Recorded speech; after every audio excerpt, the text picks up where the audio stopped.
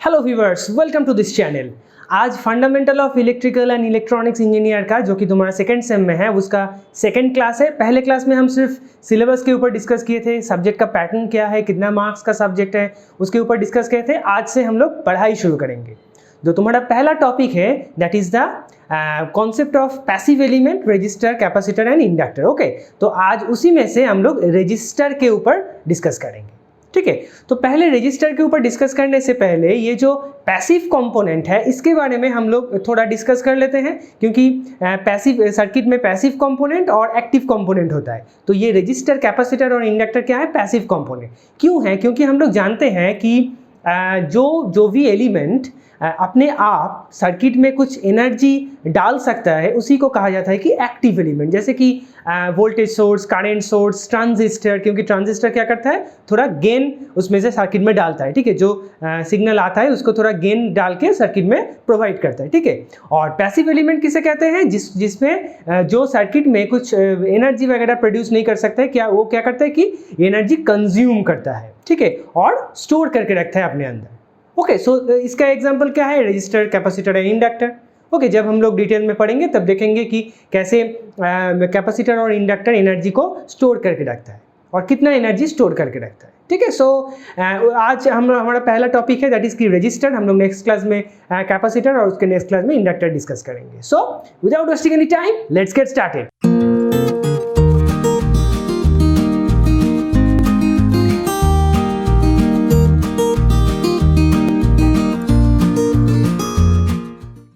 Register, तो ये register क्या है? रजिस्टर एक प्रॉपर्टी है। ओके, किसी भी सब्सटेंस का रजिस्टर क्या है? एक प्रॉपर्टी है, जिस प्रॉपर्टी की वजह से वो क्या करता है? अपने अंदर जो इलेक्ट्रिसिटी फ्लो होता है उसको अपोज करता है। दैट मीन्स रेजिस्टेंस और register is a property. Resistance, register क्या है? एक चीज मैं क्लियर करता हूँ, रजिस्टर और रेजिस्टेंस में रजिस्टर क्या है? एक एलिमेंट, और उसका जो प्रॉपर्टी है उसको क्या कहते हैं कि रेजिस्टेंस। ओके, सो रजिस्टर क्या है? एक फिजिकल एलिमेंट, हम लोग उसे महसूस कर सकते हैं, पर उस फिजिकल एलिमेंट का जो प्रॉपर्टी है that is called the resistance. Okay, so resistance property से क्या होता है कि जो उसके अंदर जो करंट फ्लो होता है उसको वो अपोज करता है। ठीक है, तो एक रजिस्टर या resistance what ever you can say, circuit में हम लोग कैसे रिप्रेजेंट करते हैं? कुछ इस तरह से। ठीक है, और इसे कैपिटल R से डिनोट किया जाता है। ठीक है, तो ये जो रजिस्टर है और प्रॉपर्टी जो रेजिस्टेंस है, ये इस कंडक्टर का जो कंडक्टर मीन्स जो इलेक्ट्रिसिटी जो इलेक्ट्रिसिटी जिसमें से इलेक्ट्रिसिटी फ्लो होता है, और इंसुलेटर मीन्स जिसमें से इलेक्ट्रिसिटी फ्लो नहीं होता है। ओके, सो ये जो रेजिस्टेंस है ये एक कंडक्टर का कुछ चीज़ पे डिपेंड करता है। ठीक है, जैसे कि R is directly proportional to L। L means length of the conductor. Next मैं ये एक्सप्लेन कर रहा हूं। Next is R is inversely proportional to the cross sectional area of the conductor. That means, मान लो यहाँ पे तुम्हारे पास दो कंडक्टर है। ठीक है, ऐसे दो कंडक्टर है। ठीक है, ये एक कंडक्टर है और दूसरा एक कंडक्टर, कुछ इसका जो लेंथ है वो है L1, और यहाँ का जो कंडक्टर है इसका जो लेंथ है दैट इज L2। ठीक है, सेम मटेरियल का है। ये कंडक्टर क्या है? L1 और L2। सो मान लो कि यहाँ पे रेजिस्टेंस है R1 और यहाँ पे रेजिस्टेंस है R2। So obviously R2 is greater than R1, क्योंकि सेकेंड एलिमेंट का जो लेंथ ऑफ दैट कंडक्टर है वो ज़्यादा है with respect to the first element. So जिस कंडक्टर का लेंथ ज़्यादा है उस कंडक्टर का रेजिस्टेंस ज़्यादा है, और जिस कंडक्टर का लेंथ कम है उस कंडक्टर का रेजिस्टेंस भी कम है। That means resistance is directly proportional to the length of the conductor. Clear? Next क्या है? Cross sectional area. Cross sectional area means this area is called the cross sectional area. तो मान लो एक यही कंडक्टर हम लोग ले लेते हैं, ये दोनों कंडक्टर हम लोग ले लेते हैं। इसका जो क्रॉस सेक्शनल एरिया है ये मान लो A1 है और ये मान लो A2 है। ठीक है, तो यहाँ पे हम लोग क्या देख सकते हैं? या सो A2 is less than A1। Clear? That means A1 का जो क्रॉस सेक्शनल एरिया है वो ज़्यादा है और A2 का जो क्रॉस सेक्शनल एरिया है वो कम है। सो यहाँ पे क्या होगा? यहाँ पे क्या होगा, रेजिस्टेंस ज़्यादा होगा, that means R1 is greater than R2 for same length. Okay, मान लो कि यहाँ पे मैंने फिर से ड्रॉ कर रहा हूँ कन्फ्यूजन क्लियर करने के लिए। मान लो ये नहीं है, ठीक है, दोनों कंडक्टर है सेम लेंथ का पर क्रॉस सेक्शनल एरिया अलग है, ठीक है, दोनों कंडक्टर है सेम लेंथ का, ऐसे मान लो सेम लेंथ का कंडक्टर है L, और यहाँ पे भी क्या है L, पर क्रॉस सेक्शनल एरिया जो है वो है A1 A2, यहाँ पे रेजिस्टेंस है R1, यहाँ पे रेजिस्टेंस है R2, ठीक है। सो अगर A1 ग्रेटर देन A2 हुआ, सो R1 क्या होगा, लेस देन R2 होगा, ठीक है। दैट मीन्स जिस कंडक्टर का क्रॉस सेक्शनल एरिया ज़्यादा है वहाँ पे देखो क्या है, रेजिस्टेंस क्या है, कम है, और जहाँ पे क्रॉस सेक्शनल एरिया कम है वहाँ पे रेजिस्टेंस क्या है, ज़्यादा है, ठीक है। यहाँ पे A1 का क्रॉस सेक्शनल एरिया कम है इसलिए रेजिस्टेंस कम है, देखो R2 से कम है, और यहाँ पे A2 का क्रॉस सेक्शनल एरिया क्या है, कम है A1 से, सो R1 से क्या है, R2 जो है वो ज़्यादा है, ठीक है। तो दैट मीन्स ये इसको इस जो फिनोमेना है इसको हम लोग एक चीज़ से कंपेयर कर सकते हैं, जैसे कि हमारा घर में जो पानी का जो पाइप होता है, जिस पाइप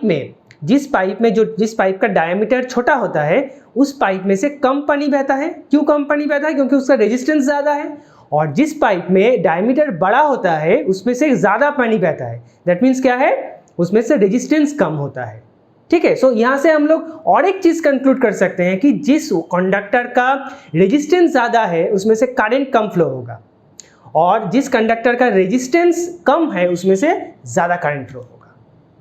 ओके, सो इस दो रिलेशन को अगर हम लोग एक रिलेशन करेंगे, सो ये क्या आएगा, L/A, ठीक है, और ये प्रोपोर्शनलिटी साइन को अगर हम लोग हटाना चाहेंगे, so equals to ρL/A।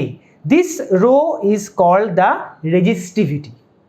Okay, resistivity. So resistivity किस पे डिपेंड करता है, मेटेरियल, किस मेटेरियल से बना है वो कंडक्टर उस पे डिपेंड करता है। जैसे कि कॉपर का एक अलग सा रेजिस्टिविटी है, एल्यूमिनियम का एक अलग सा रेजिस्टिविटी है, आयरन का एक अलग सा रेजिस्टिविटी है। सो इस तरह से रेजिस्टिविटी डिपेंड करता है।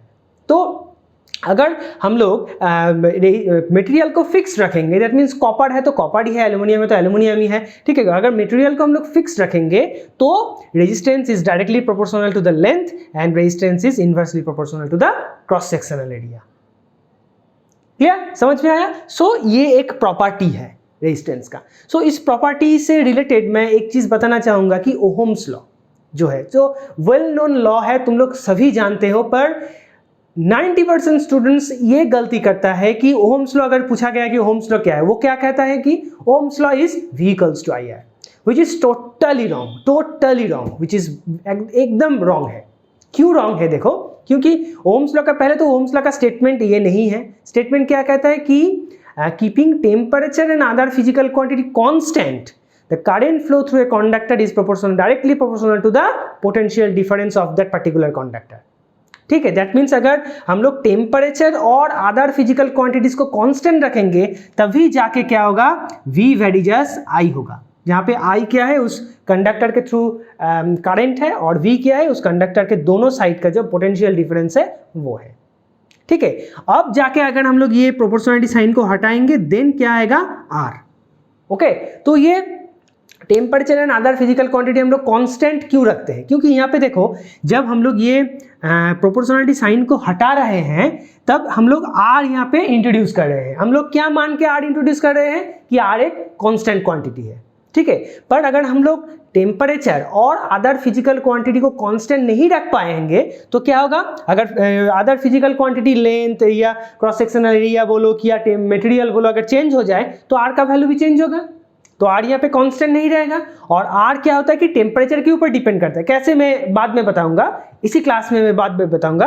तो टेम्परेचर के ऊपर भी R डिपेंड करता है, तो R टेम्परेचर और फिजिकल क्वांटिटी के ऊपर डिपेंड करता है। तो अगर हम लोग फिक्स नहीं रखेंगे तो ये हम लोग कैसे लिख पाएंगे, V इक्वल्स टू IR तुम बोल रहे हो, पर R यहाँ पे कांस्टेंट है तो हम लोग कांस्टेंट तो नहीं लिख सकते, है कि नहीं। तो अगर किसी भी टाइम में, किसी भी इंटरव्यू में या कहीं पे भी तुम लोगों को पूछा गया कि ओहम्स लॉ क्या है, तो ये मत बता देना कि Ohm's law is V equals to IR, or voltage is proportional to current, or current through a conductor is directly proportional to the voltage across the conductor. ये मत बताना, पहले ये बताना कि keeping temperature and other physical quantity constant, ये रख के अगर constant हुआ तब जाके ये होगा.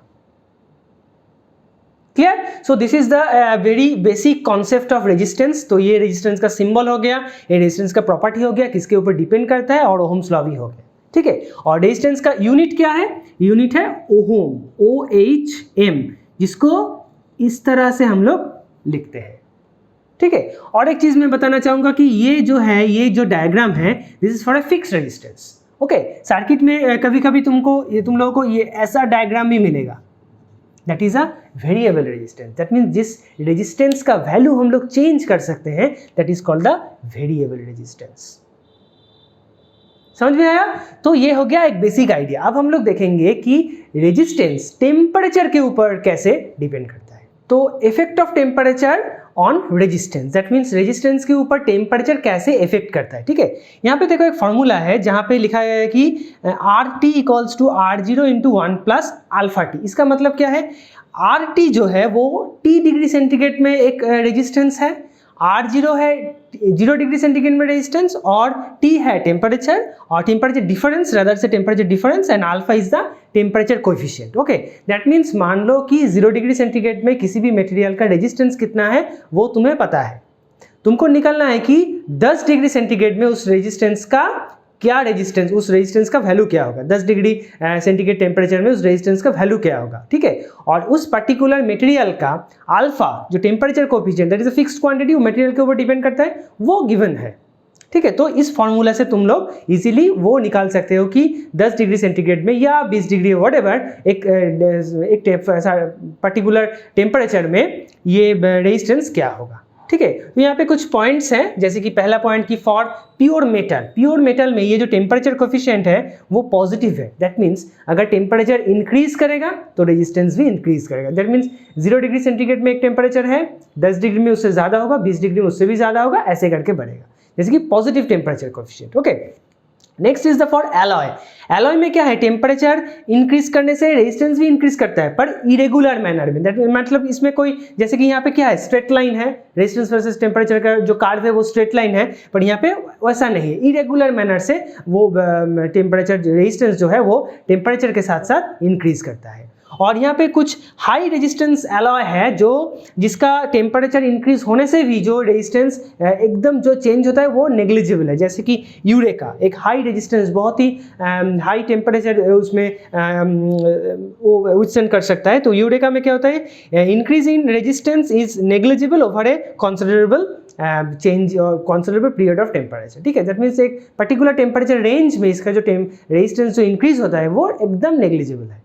ठीक है, और इसके साइड में क्या है? इलेक्ट्रोलाइट और इंसुलेटर, जहाँ का जो टेम्परेचर कोएफिशिएंट है वो नेगेटिव है. दैट मीन्स यहाँ पे क्या हो रहा था कि टेम्परेचर इंक्रीज होने से रेजिस्टेंस भी इंक्रीज हो रहा था. यहाँ पे क्या होगा? जितना टेम्परेचर इंक्रीज करेगा रेजिस्टेंस क्या होगा? डिक्रीज करेगा.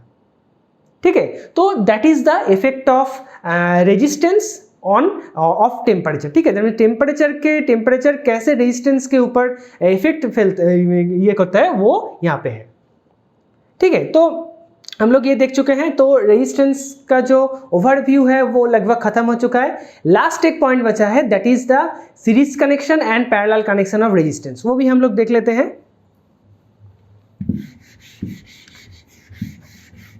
जैसे कि सर्किट में स्टार डेल्टा कनेक्शन एक है, वो हम लोग अलग से डिस्कस करेंगे जब हमारा उसमें सिलेबस में जब आएगा.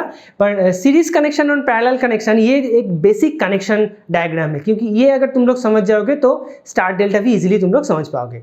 तो मान लो कि तुम्हारे पास 2 रेजिस्टेंस है. ठीक है, 1 रेजिस्टेंस और यहाँ पे एक रेजिस्टेंस है. ठीक है, तो इस रेजिस्टेंस का वैल्यू है R1, इस रेजिस्टेंस का वैल्यू है R2, और भी हो सकते हैं. तो ये देखो, इस रेजिस्टेंस का ये स्टार्टिंग पॉइंट है, हम लोग एज्यूम कर लेते हैं ये स्टार्टिंग पॉइंट है, ये एंड पॉइंट है, ये स्टार्टिंग पॉइंट है, ये एंड पॉइंट है.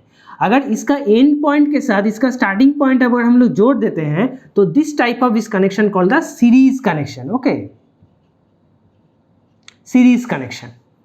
तो इस सीरीज कनेक्शन में जो इक्विवेलेंट रेजिस्टेंस होता है उसका वैल्यू क्या होता है? R equivalent equals to R1 plus R2. और भी रेजिस्टेंस हो सकता है R3, R4, R5, dot dot dot, ठीक है। तो ऐसे ही वो समेशन होता जाएगा। तो इक्विवेलेंट रेजिस्टेंस जो टर्म मैंने बताया ये क्या है actually? Equivalent resistance means, equivalent resistance एक ऐसा रेजिस्टेंस है जो जिस रेजिस्टेंस को अगर हम लोग ये दो रेजिस्टेंस को हटा के वो इक्विवेलेंट रेजिस्टेंस यहाँ में डाल देंगे तो इस दोनों रेजिस्टेंस का इफेक्ट सर्किट में जो था या रोल सर्किट में जो था, इक्विवेलेंट रेजिस्टेंस का भी रोल सेम ही होगा, ठीक है। That means without changing the role और effect of this two resistance we can replace this two resistance by its equivalent resistance. Equivalent resistance से हम लोग उसे रिप्लेस कर सकते हैं, ठीक है। तो ये हो गया सीरीज कनेक्शन। और पैरेलल कनेक्शन क्या होता है? That one is R1 R2, clear. तो दो रेजिस्टेंस, 3-4 बहुत रेजिस्टेंस हो सकते हैं। इसका जो इक्विवेलेंट रेजिस्टेंस होगा उसका यहाँ पे हम लोग लिख लेते हैं